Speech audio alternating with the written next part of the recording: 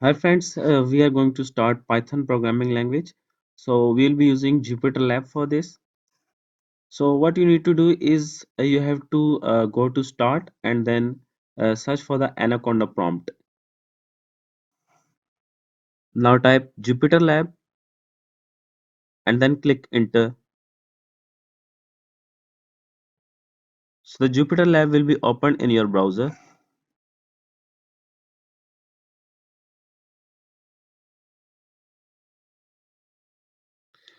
So this is the interface of Jupyter Lab. This is the file icon where you can open a previous or a new notebook and save your files. The shortcut to open a new launcher is Ctrl plus Shift plus L. You can open a file by using file path or URL. You'll log out of a notebook from here. The editing options like cutting, copying, or deleting cells or creating new cells above or below the activated cell can be found in the edit option. From the view option, you can manage your Jupyter Labs interface. Then the run option is used for running the code which you will type in the cells. Here it's showing the shortcut for run as well, which is shift plus enter. And mostly we will use this shortcut because it's time saving. We can't come here to run the code every time we type a code in a cell. In the kernel option, you have all the options related to kernel settings. Kernels are basically the different procedures started by the server that run the code in different programming languages and environments. While this is the tab option from where you can activate a new or a previous tab and other tab related options.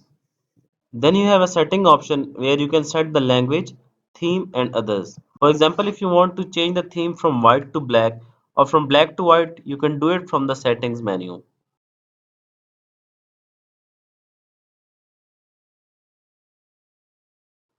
You can activate or deactivate the files that are being shown here. Finally, you have the help option.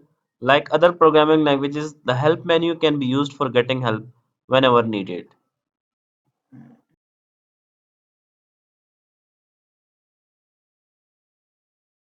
This is where you can search your previously saved notebook.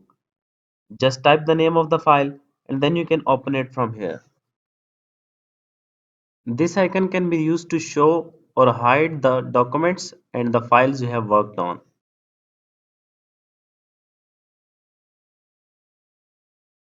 This plus icon can be used to launch a new notebook. If you click on it, the Python new launcher will be opened in the next tab. This icon here can be used to create a new folder. Just click on the icon, type the name of the folder and then press enter and the new folder will be created.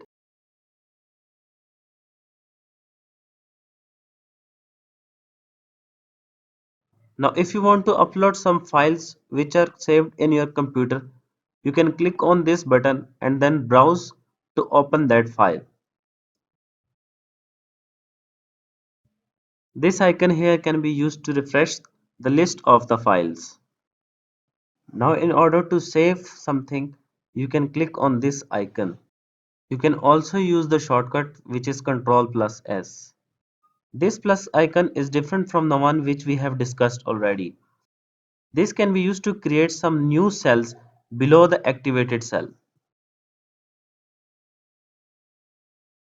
While this shortcut icon can be used to delete or cut the cells which are not needed.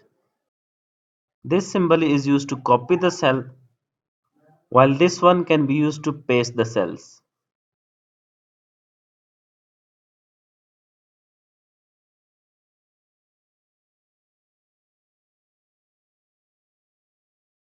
This symbol is for running the code. So you can use this symbol to run the code which you have typed in the cell. This symbol is for interrupting the kernel, while this one is for restarting the kernel, and this one is for restarting and running all the cells. And finally, this is the drop down menu for code, markdown, and raw, which we will discuss later. So that's it for today. I will meet you in the next video. Till then, take care.